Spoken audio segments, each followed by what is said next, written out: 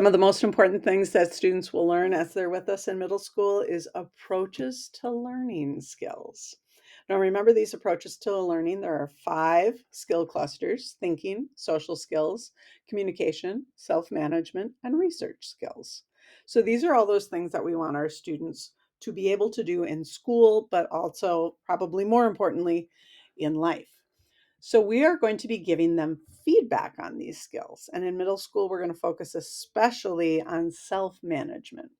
So self management has lots of components, and it's broken into kind of 3 areas: organization, affective skills. So those are those like being able to pay attention, being able to persevere, and then reflection skills.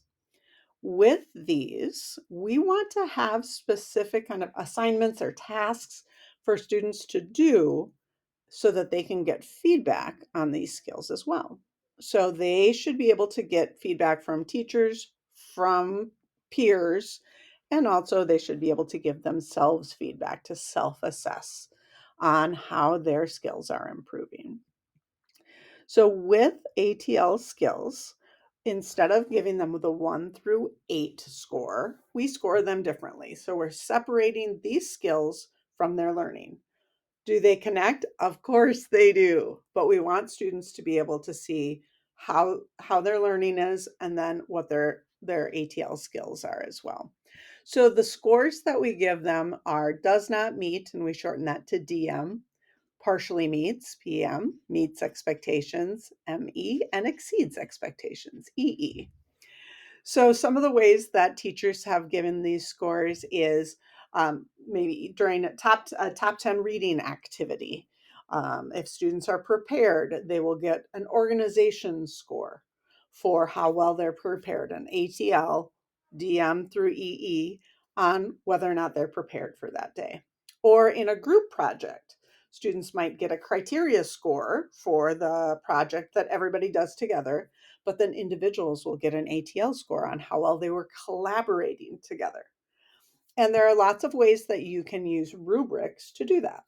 There are many rubrics that are already created, and on this page, you'll see lots of resources that you'll want to go through to find those rubrics and to see assignments and examples that other teachers have done. But some teachers will just put the rubric up on the board and then go through and mark those right away in Canvas or whatever scoring system so students can get feedback right away on how they're doing on that ATL, that specific ATL for the task they're on. Sometimes teachers will put those into the actual assignment, like on paper where they're scoring each other or scoring themselves, or they see teacher feedback right away. So they'll see what does it take to get the DM, the PM, the ME, and the EE.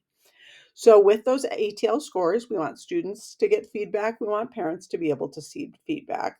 But we do want to separate that from that learning so that students know, I didn't get a low score on this because I turned it in late or that type of thing.